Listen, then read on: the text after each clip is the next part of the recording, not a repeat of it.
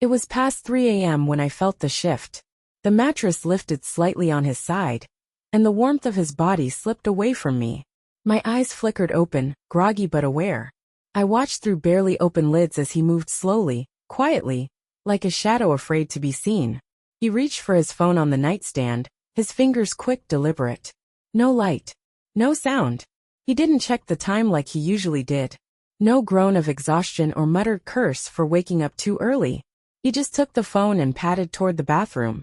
I lay still, every nerve suddenly awake. My chest felt tight, heart thudding in a slow, heavy rhythm. It wasn't the first time he'd gotten up at night. But something about this moment was different. Something in the silence of it. I strained my ears, holding my breath, listening for any clue. The bathroom door didn't close all the way. It stayed cracked, just an inch, letting out a thin strip of yellow light that cut across the floor like a wound. I heard the soft click of him unlocking his phone. And then the voice. Muffled. Low. Careful. He was talking. I shifted in bed, tilting my head toward the open door, trying to make out the words. His voice was hushed, barely audible, like he knew he was being watched. No. I can't right now, he said, his tone firm but quiet. A pause. My heart clenched. She's home. My whole body went cold. The air grew heavier. My vision blurred for a moment, as my mind raced to catch up with my ears. She's home. She. Me. I'm she. I squeezed my eyes shut, my heart hammering in my chest so loudly I thought he'd hear it. My breathing was shallow, fast, and I forced myself to stay still. Don't move. Don't make a sound. He didn't know I was awake. I clung to that fact like it could save me from drowning. I heard him mutter something else, but it was too low this time. Just faint syllables lost to the steady hum of the bathroom fan. A few minutes passed, or maybe it was hours. Time didn't move right. Every second felt jagged and sharp, like glass underfoot. My mind spun in circles. Who was he talking to? Who calls at 3 a.m.? Who is she to them? I didn't have the strength to answer my own questions. Finally, I heard the soft click of the phone screen locking, then the squeak of the faucet as he washed his hands. Why wash his hands if he was just on a call?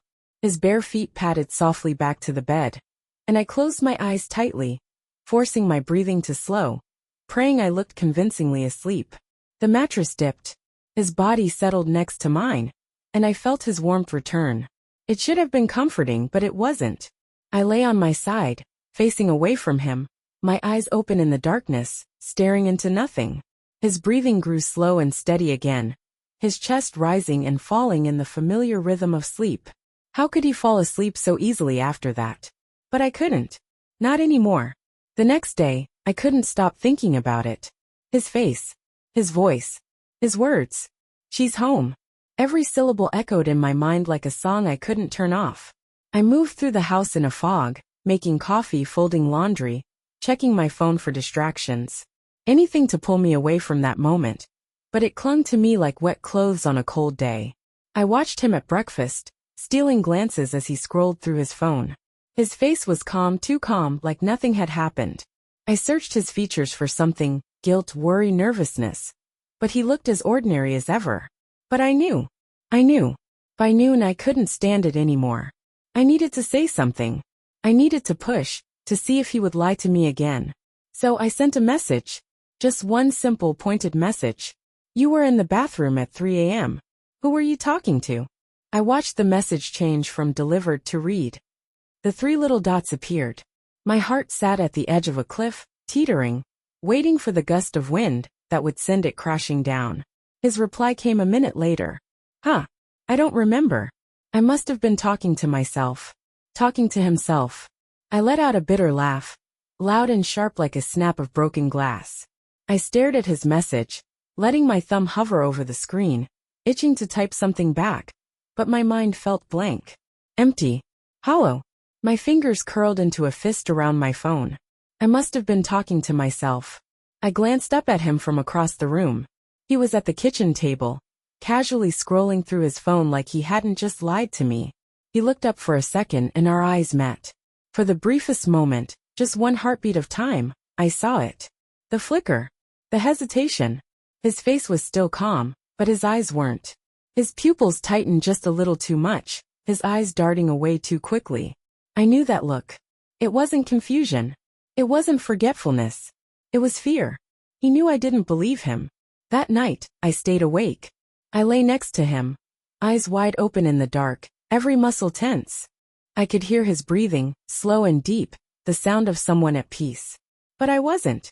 I was drowning under the weight of everything unsaid. Every brush of his hand, every glance he gave me, every I love you from his lips. They all felt warped now, twisted into something I didn't recognize. I replayed it all in my head over and over.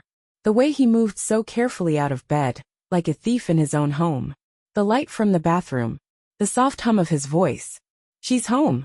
I tried to tell myself I was being paranoid, that I was making something out of nothing. But the look on his face when he read my message, I know that look. It's the look of someone caught in a lie. For the first time in our marriage, I didn't feel safe in our bed. I lay next to him, and it felt like sleeping next to a stranger. My mind wouldn't stop racing, each thought clawing its way in, demanding answers I didn't have. Was it one night? One mistake? Was it something more? I thought about checking his phone, sneaking a glance while he slept. I thought about it so hard that my fingers actually twitched against the blanket. But I didn't move. I didn't want to be that woman. Desperate. Suspicious. Pathetic. But wasn't I already? Lying in bed unable to sleep, tormented by the sound of his voice? I didn't check his phone that night. I told myself I was strong for resisting. But deep down I knew it wasn't strength. It was fear. Fear of what I'd find. The following days were unbearable. He acted normal. Too normal. Like he was performing, playing the role of the loving husband to perfection. He brought me coffee in the morning, kissed me on the forehead before he left for work, sent me a random thinking of you text in the middle of the day. I hated it. I hated how easily he could act like nothing had changed. But everything had changed. At night, I stayed awake, waiting to see if he'd get up again. Some nights he didn't. Some nights he did. Each time, I lay perfectly still, listening for the sound of his voice. He never spoke loud enough for me to hear the words again. But I knew he wasn't alone. You can tell when someone is speaking to a person, and not to themselves. You can feel it in the weight of their words, the way they pause, the way they listen. One night, I swear I heard him laugh. It wasn't loud, just a breathy, quiet, private chuckle. The kind of laugh you only share with someone you trust. But it wasn't me. Days passed, but the weight in my chest only grew heavier. No amount of logic, self-reassurance, or forced optimism could shake it off. I kept telling myself I was being paranoid. I told myself I'd misheard him that night. Maybe he really had been talking to himself. People do that sometimes, right? Repeat thoughts out loud, work through a dream, or simply mumble nonsense. But deep down I knew better. His behavior had changed in ways so subtle, I almost didn't catch them at first. He was more attentive now, too attentive. He remembered small details about my day that he would usually forget. He offered to help with chores he never cared about before. He asked me if I wanted to plan a weekend getaway, just the two of us. It was like he was overcompensating for something. And every gesture felt like a performance crafted to keep me from looking too closely. But I was already looking. I started noticing the little things. His phone, which used to sit face up on the table, was now always face down. His notifications were silenced, where before I'd hear every buzz and chime. He took it with him everywhere, to the kitchen, to the garage, to the bathroom. He never used to do that. It wasn't until I caught him taking his phone with him to the shower that I knew I wasn't imagining it anymore. No one needs their phone in the shower. No one. I watched him through the small gap in the bathroom door as he stood there scrolling. Water ran over his shoulders, steam rising around him, but he wasn't washing. He wasn't shampooing his hair or rinsing off soap. He was just standing, staring at the screen. His thumb moved slowly, scrolling up, pausing, then scrolling again. I stood frozen in the hallway, my breath shallow, afraid that if I moved even a muscle he'd see me. My heart pounded so loudly I was sure it would give me away. He smiled.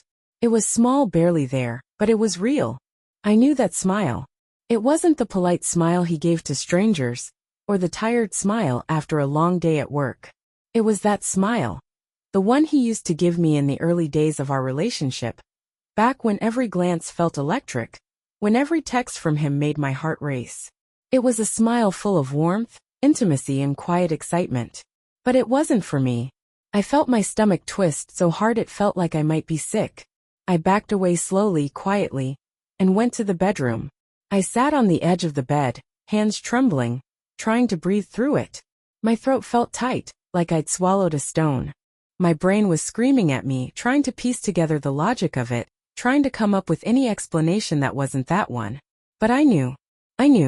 The question wasn't if anymore. It was who. For the next few days I watched him even closer. I didn't ask him any more questions because I knew he'd lie. I didn't accuse him because I knew he'd deny it. Instead, I studied him like I was learning a new language, one glance at a time. And in the quiet moments I replayed everything. Every missed call he said was a scam. Every late night at work. That didn't seem that late. Every time I reached for him in bed and found only the cold, empty space where he'd been. The worst part wasn't that he might be cheating on me. The worst part was how much effort he put into pretending he wasn't. The smiles, the weekend plans, the little compliments dropped into conversations like breadcrumbs to keep me following him blindly. It was so careful, so calculated. And it worked. For weeks, maybe months, it worked. I hated that I'd fallen for it. One night I couldn't take it anymore. It was nearly 2 a.m. and he was asleep beside me. I stared at him, my eyes adjusting to the faint glow of the streetlight outside filtering through the curtains. He looked peaceful. Too peaceful. His breathing was deep and slow, the breathing of a man with no worries. I hated him in that moment. How could he sleep so soundly knowing he'd shattered my peace? I turned my head to the nightstand. His phone sat there face down just like always. My heart started pounding so hard I thought I might wake him up just from the sound of it. But I didn't move. I told myself, don't do it. Don't be that woman. Don't give him the chance to call you crazy. But the urge was unbearable. Minutes ticked by. My pulse echoed in my ears. My fingers itched to reach out. He wouldn't wake up. I knew how deep he slept. I knew it like I knew every detail of our life together. Slowly, inch by inch, I reached over him. I didn't breathe. I didn't blink. My fingers curled around the edge of his phone, lifting it carefully, slowly. It was heavier than I remembered. Maybe it just felt that way because of what I was about to do. I slid back under the blanket and held it close to my chest, the cool glass warming in my hands. I stared at the screen, willing it to unlock without needing his face, his thumb, his code. But of course it didn't. I sighed silently. Face ID. I glanced at him. His face was so close. If I tilted the phone just right, I could angle it toward him. My heart was a wild drumbeat, my mind screaming at me not to do it. But I was already too far gone. I needed to know. I needed proof that I wasn't crazy. I tilted the phone toward his face, and for one terrible second, I was sure he'd wake up. I held my breath, frozen, as the phone scanned him. I expected him to stir. I expected his eyes to fly open. But he didn't move. Unlocked. I stared at the screen. It was too bright, so I dimmed it quickly, heart racing, fingers clumsy with adrenaline. I knew I had seconds. Maybe less. My hands moved automatically, muscle memory guiding me to where I needed to go. Messages. There was a name at the top of the list. Not one I recognized. No last name. Just Emily. I tapped on it. The thread was long. Dozens, maybe hundreds of messages.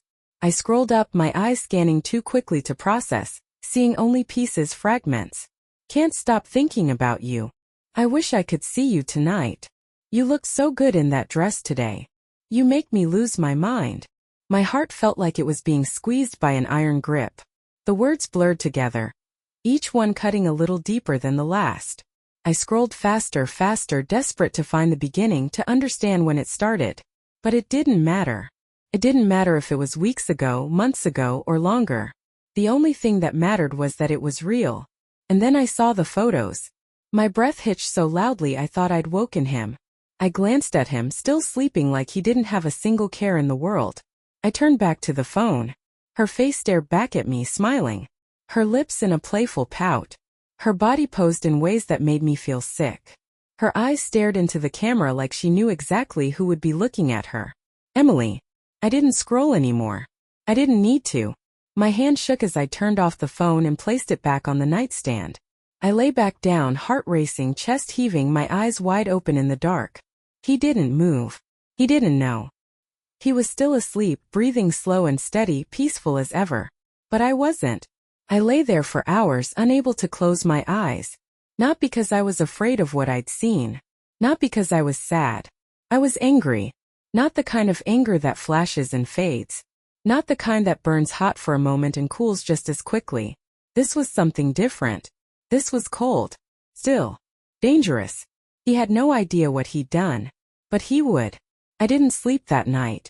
I couldn't. Every time I closed my eyes, I saw her face. Her perfect little smile. Her perfect little pose. Her perfect little lies wrapped up in texts that weren't meant for me. My chest felt like it had been ripped open. But somehow through the pain, a sharper sensation was starting to grow. It wasn't sadness. It wasn't despair. It was something colder. Heavier. Something that made me feel eerily calm. He woke up like it was any other day. His alarm went off at 6:30, and he groaned as he reached for his phone, swiping to silence it. I lay next to him, my body stiff as stone, eyes open, watching him like a predator watching prey. He didn't notice. He sat on the edge of the bed, rubbing his face with both hands, letting out a long sigh like he had the weight of the world on his shoulders. It almost made me laugh. The weight of the world. No. He had no idea what that felt like. Not yet. "Morning, babe," he muttered, his voice scratchy with sleep. He glanced over his shoulder at me, his face half hidden by messy hair. I stared at him, saying nothing, letting the silence stretch long enough to make him glance back again, this time with a slight frown. "You okay?" he asked, his voice more alert now. He tilted his head, eyes scanning me like he was checking for signs of a fight brewing. He knew that look. I could see it in the way his body tensed just slightly, his fingers twitching toward his phone. He was checking for danger. I blinked slowly, forcing a smile so small it barely counted as one. "Yeah, just didn't sleep well." He nodded, rubbing the back of his neck. "Me neither," he lied. I sat up slowly, pulling the blanket off me like it weighed 1,000 pounds. My muscles were tight, my joints stiff from lying in the same position all night. I could feel the exhaustion in my bones, but my mind was sharper than it had ever been. Crystal clear. I knew what I had to do. While he showered, I sat at the kitchen table, staring at my coffee, letting the bitterness coat my tongue as I thought. Every sip was like swallowing nails, but I didn't stop.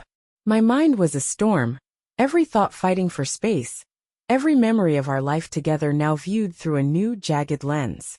How long had it been happening? How many times had I missed the signs? How often had I trusted him, loved him, defended him? All while he was texting her. The pictures. The messages. The lies. I felt my throat tighten with the urge to cry. But I didn't. Not anymore. Tears were for people who still felt helpless. And I didn't feel helpless anymore. I felt awake. Wide awake. For the first time in months, maybe years, I saw him for exactly who he was. No rose-colored glasses. No excuses. No blind fight. He came out of the shower, a towel wrapped around his waist, rubbing his hair dry with another. He glanced at me, his eyes darting just a little too fast. I could see it now, the micro-movements of guilt. The way his gaze lingered on me for a second longer than it should, waiting for me to say something. He was scanning me, just like I'd scanned him. "Coffee smells good," he said casually, walking to the kitchen counter. His phone was in his hand. It was always in his hand now. He placed it face down on the counter while he poured himself a cup, his back to me. I stared at it. The same phone I'd unlocked last night. The same phone that held his secrets like a vault he thought would never be opened. But I'd seen it. I'd seen everything. "You working late tonight?" I asked, my voice steady. He glanced back, blinking a little too much. His poker face was slipping, just for a second, but it was enough. Yeah, probably," he muttered, sipping his coffee. "We've got a project deadline coming up, so it might be a late one." He didn't even look at me when he said it. His eyes stayed on his phone, thumb swiping, scrolling, typing something quickly before locking the screen again. I smiled to myself, quiet and cold. He was texting her.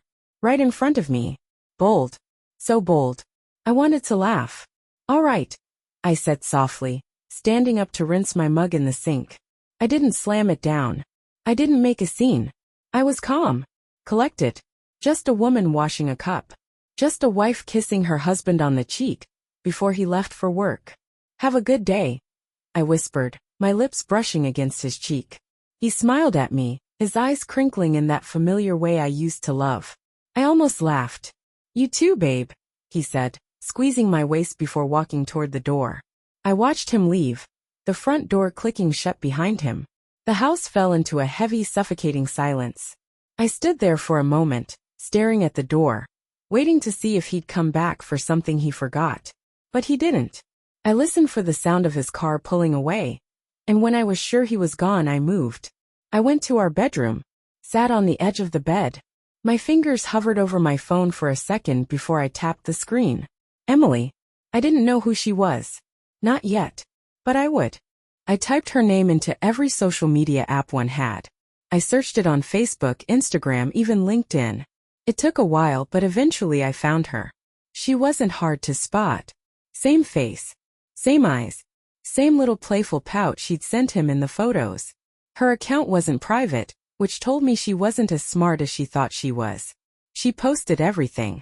Coffee runs, gym selfies, weekend brunches, sunsets on the beach, and there he was. Not in every photo. Not in obvious ways. But I saw him. Reflected in sunglasses. A shadow on the sand. His car parked behind her in a random date night photo she captioned. With my favorite person, red heart. She didn't tag him. She didn't have to. I knew that car. I knew every scratch, every dent, every sticker on the back. It was his. My hands didn't shake. My breath didn't hitch. My heart didn't break. It had already broken the night I heard him say, "She's home." Everything after that was just confirmation. I took screenshots. Her profile, her photos, her captions. Every tiny stupid clue she left behind. I didn't even know what I'd do with them yet, but I knew I'd need them. Evidence. Proof. Not for him. Not for her. For me. I needed to know I wasn't crazy. I sat there for a long time scrolling through her life, through their life. Every picture felt like a slap, but I didn't look away. I let it burn. I let it hurt. I had spent so much time trying to protect my heart from pain, but now I welcomed it. Pain was sharp. Pain was clean. Pain made me feel alive. When I was done, I set my phone aside and sat there, hands folded in my lap, staring at the wall. The house was quiet. Too quiet. I thought about calling my sister, but I didn't. I thought about calling my mom, but I didn't. I didn't want advice. I didn't want comfort. I wanted revenge. For the first time in a long time, I felt completely calm. I didn't cry. I didn't scream. I didn't panic. I sat there thinking, planning. I didn't know exactly what I was going to do yet, but I knew one thing for sure. This wasn't going to end the way he thought it would. The rest of the day felt like walking through a dream, but not the kind where everything feels soft and surreal. No, this was the kind of dream where everything is sharp, too vivid, too real. Every sound was louder. Every movement was slower. I folded laundry, I answered work emails, I made myself a sandwich for lunch, but it all felt mechanical. Like my body was doing it on autopilot while my mind was somewhere else, circling the same question over and over. What now? I had options. I knew that. I could confront him. Demand answers. Shout, cry, throw things, make him feel the weight of every lie he told. I could call Emily, expose everything, tell her to stay away from him. I could do all of that. But none of it felt right. Because here's the thing, they expect that. The guilty ones, I mean. They expect you to yell. They expect the tears, the name-calling, the messy, ugly argument. They prepare for it. They get defensive. They spin the story to make themselves the victim. They turn it around on you. You're crazy. You're paranoid.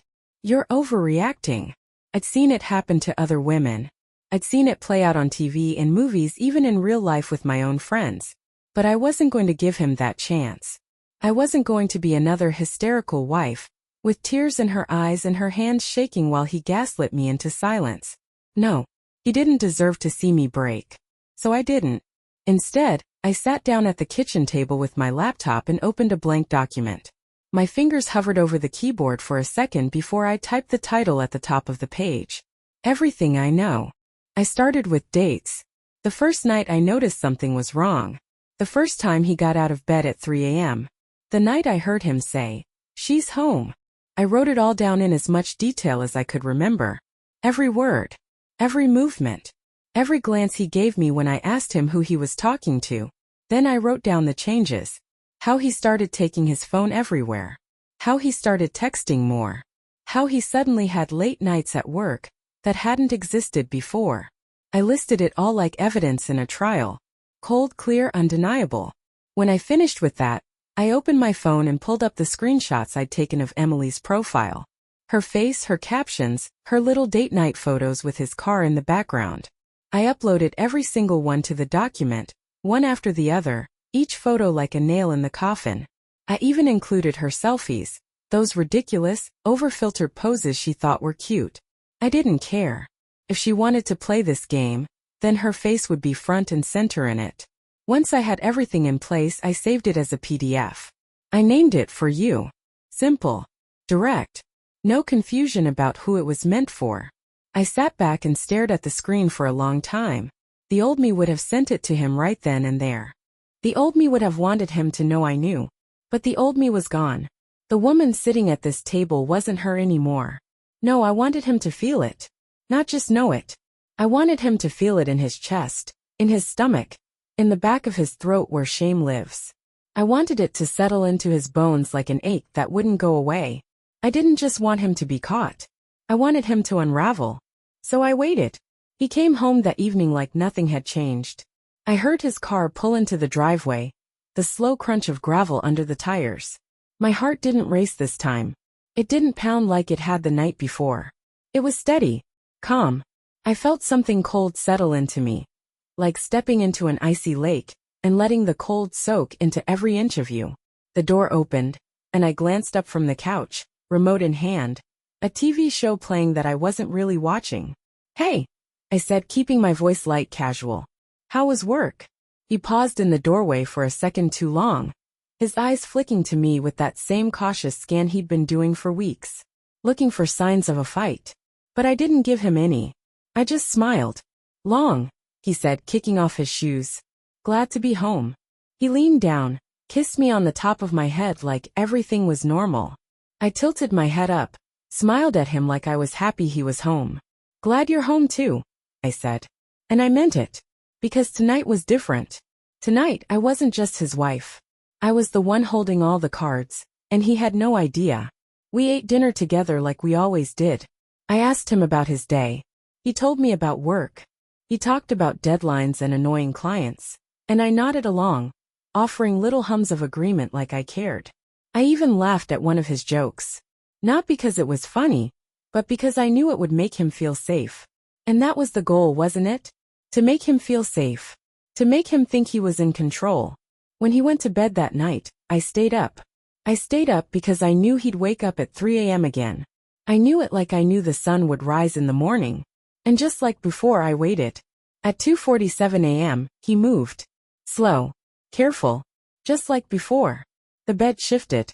His feet hit the floor without a sound. My eyes stayed closed, my breathing steady. Every part of me pretending to be asleep. I could hear him moving. I could hear the soft shuffle of his steps as he walked to the bathroom.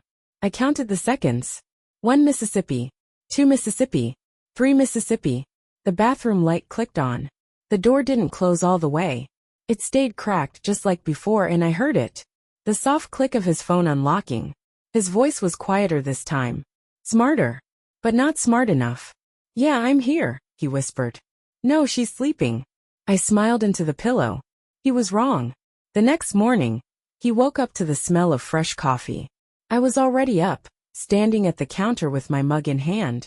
When he stumbled into the kitchen, still rubbing sleep from his eyes, I greeted him with the same smile I'd given him the night before. "Morning, babe," I said, pouring him a cup of coffee.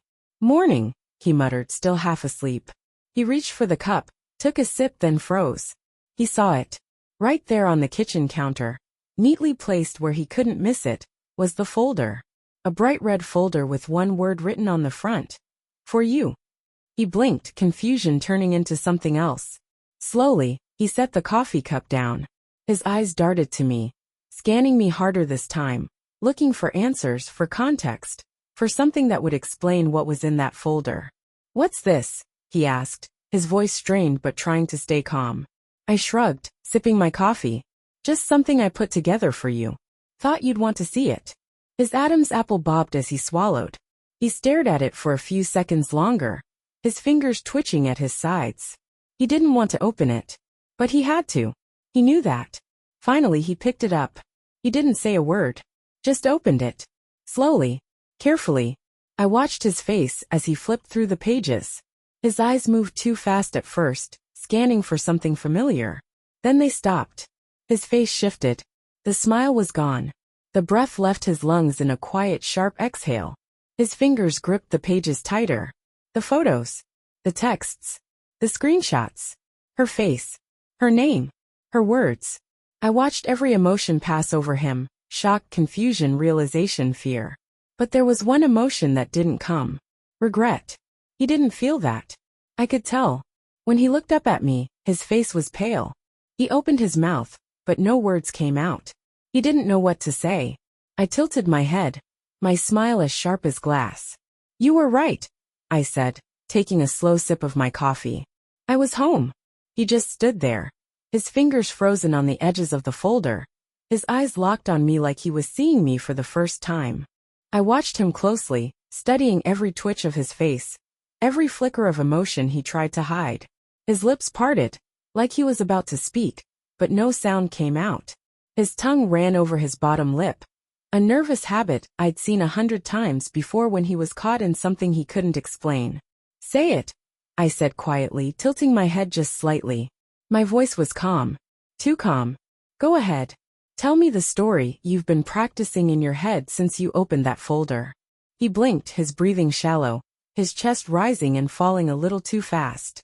His eyes darted to the folder in his hands, then back to me, as if hoping the words on the page would change somehow. They didn't. They never would. Look, it's not what you think, he said finally, his voice rough, like it hurt to speak.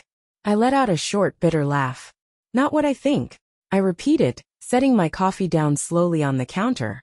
Okay then. Tell me what it is. His mouth opened and closed like a fish gasping for air. He flipped back to the first page of the folder, his eyes scanning it as if searching for some mistake, something he could use to shift the blame. I could see the gears turning in his head, the panic setting in, the realization that he was out of moves. She's just a friend, he said finally, looking up at me like he actually believed that would work. It's not like that, okay? We talk sometimes. That's all. I raised my eyebrows slowly, letting his words hang in the air between us. You just talk, huh? I stepped forward, folding my arms across my chest, tilting my head as if I were genuinely curious. So when you told her you looked so good in that dress, was that just friendly feedback? When you said, I wish I could see you tonight, was that part of your friendly little chats? I took another step closer. And when you said, she's home, were you referring to me, your wife? Or is there another she I should be worried about? His face crumpled, his hands gripping the folder so tightly that the edges bent. His eyes darted around the room like a trapped animal, looking for an exit. But there wasn't one. Not this time. Please, he said, his voice cracking. He stepped toward me, his hands raised like he was trying to calm me down, like I was the unstable one. It didn't mean anything. I swear to you, it didn't mean anything. I was being stupid, okay? It was just stupid, meaningless flirting. That's all it was. I wasn't going to. You weren't going to what? I cut him off, my voice sharp enough to make him flinch. You weren't going to cheat? You weren't going to meet her? You weren't going to let her into our life any more than you already have. I took another step toward him, and he actually backed up. He backed away from me. Me, the woman who had loved him, the woman who had trusted him. You already did it, I said quietly, my eyes locked on his. You think it doesn't count because you didn't sleep with her? You think the texts, the calls, the photos, all of that doesn't count? Let me make something clear for you, just in case you're confused. I stepped forward, closing the distance between us, until I was so close, I could see the sweat beading on his forehead. You didn't have to touch her for it to be cheating. You already let her into the one place she was never supposed to be, us. He exhaled hard, closing his eyes for a second like he was in pain. But I didn't feel sorry for him. I didn't feel sorry for him at all. Baby, please, he said, his voice cracking like a worn-out record. I know I messed up. I know I did. But it's over. It's done. I'll block her. I'll delete everything. I'll never talk to her again. I swear to you I'll do whatever it takes. Please don't throw everything away over this. We can fix it. We can fix it, baby. Please. I stared at him for a long moment, letting his words sink in. Please. Please. Please.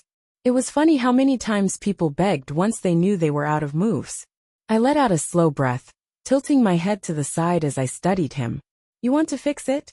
I asked softly, and I saw a flicker of hope in his eyes. His shoulders relaxed just slightly, and he nodded quickly. Yes, he said. Yes, I do. I'll do anything, babe. Anything you need me to do, I'll do it. Just tell me. I nodded slowly, pretending to think it over. Okay, I said, watching his eyes light up with hope. Here's what I need you to do. Yeah, anything, he said quickly, leaning forward like he was ready to take orders. I leaned in close, so close that my lips were just inches from his ear. I could feel the tension in his body, the hope, the desperation. My voice was soft, barely more than a whisper. Pack a bag. He pulled back, confusion flashing across his face like he'd misheard me. What? Pack a bag. I repeated slower this time. Take your clothes. Take your phone. Take your guilt. Take all of it and get out of my house. His mouth opened, and for a moment, I saw the man I used to love, shocked, hurt, vulnerable. But that man didn't exist anymore. He had destroyed him.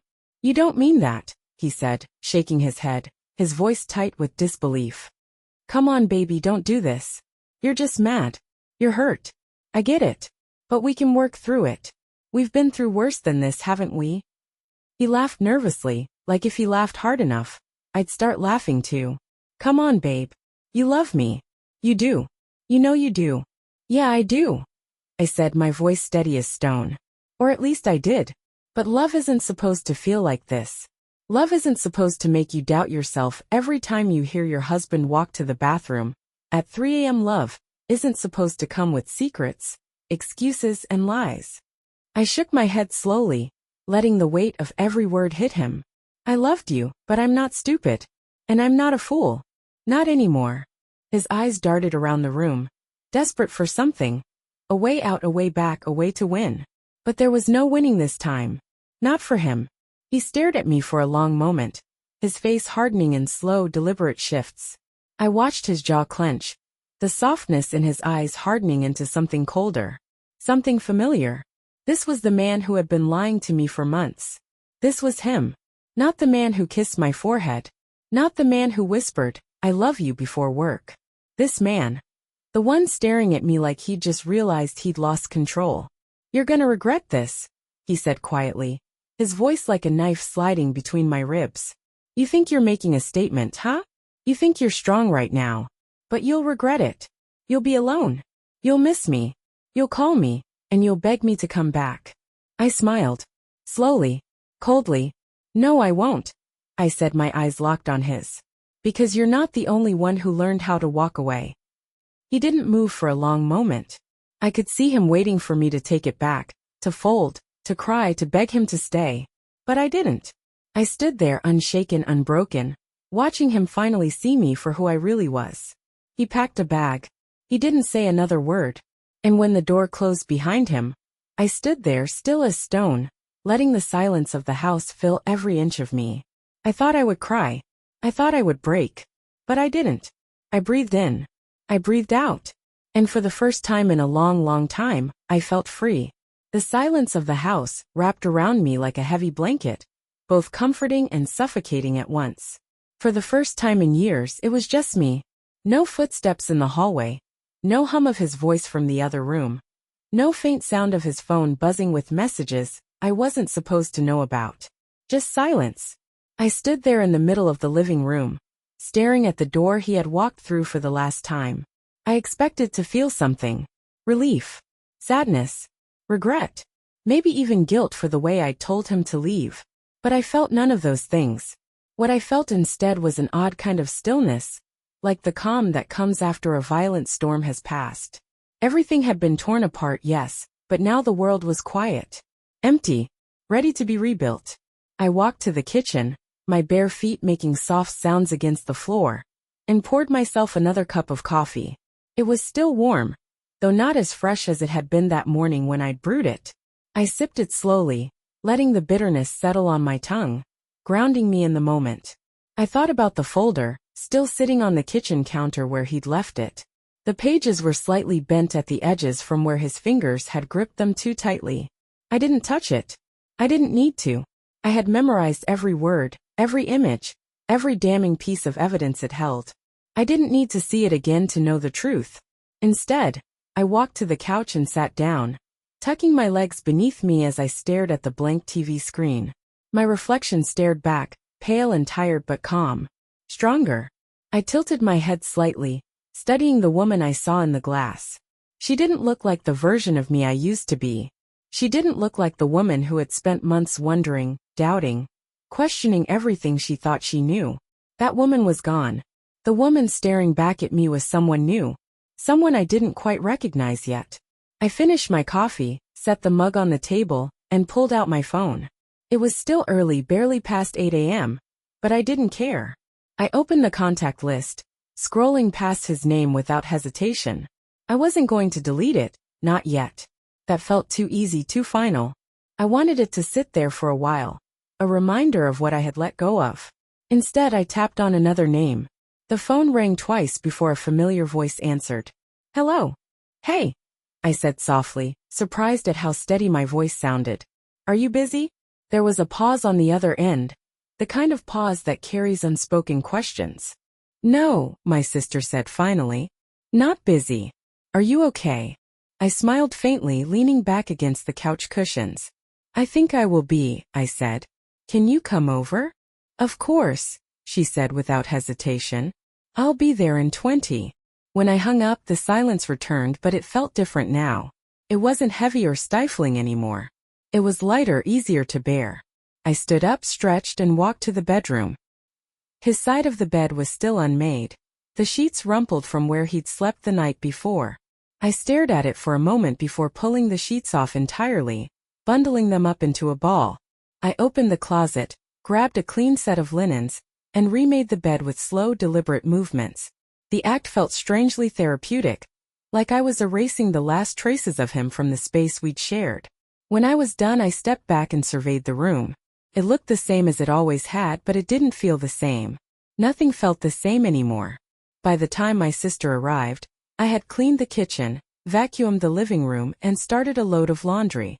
She walked in without knocking, as she always did, her eyes immediately scanning my face for answers. What happened? She asked, setting her purse on the counter. I shrugged, wiping my hands on a dish towel. I told him to leave. Her eyebrows shot up, her mouth opening slightly in surprise. You what? I met her gaze, unflinching. I told him to leave, I repeated. I know about her. About Emily. Her face hardened, her hands curling into fists at her sides. That bastard, she muttered, her voice low and venomous. Do you want me to? No, I interrupted, shaking my head. I don't need you to do anything. I've already done what needed to be done. She stared at me for a long moment, her expression shifting from anger to something softer. You're serious, she said finally. You're really done with him. I nodded. I'm done. She walked over and hugged me, her arms wrapping around me tightly. I let her hold me, but I didn't cry. I didn't need to. The tears had already come and gone, burned away in the fire of everything that had happened. We spent the rest of the day talking, laughing, eating takeout on the couch. It felt good to have her there, to feel the warmth of someone who loved me without conditions or lies. When she left that evening, the house was quiet again, but it didn't feel empty anymore. Felt like mine. Over the next few weeks, I started rebuilding my life. I threw myself into work, took long walks in the park, and reconnected with old friends I hadn't seen in years. I got used to the silence of the house, embracing it as a space for reflection and growth. And slowly, piece by piece, I started to feel whole again. I didn't know what the future would hold, but for the first time in a long time, I wasn't afraid of it. Whatever came next, I knew I could face it, because I wasn't the same woman who had waited in the dark, listening for the sound of his voice on the phone. I was stronger now, and I was free. Weeks turned into months and life didn't just go on, it got better. Not all at once, of course. The first few days after he left were the hardest. I'd catch myself walking into the bedroom expecting to see his clothes tossed on the chair, or hear his keys jangling as he walked through the front door. Old habits like that don't die quietly. They fade. Slowly. Quietly. Like background noise that you don't realize is gone until one day, all you hear is peace. At first, I kept replaying everything in my head, searching for the moment it all started to go wrong. Was it something I missed? Was it something I did? But the more I thought about it, the more I realized that his betrayal had nothing to do with me. It was never about me. It was about him. His choices. His selfishness. His weakness. And that realization freed me in a way I didn't expect. I didn't check his social media. I didn't call or text him, and I didn't ask mutual friends if they'd seen him. He didn't deserve that space in my mind. I'd given him enough of myself already. No more. My sister checked in on me constantly at first.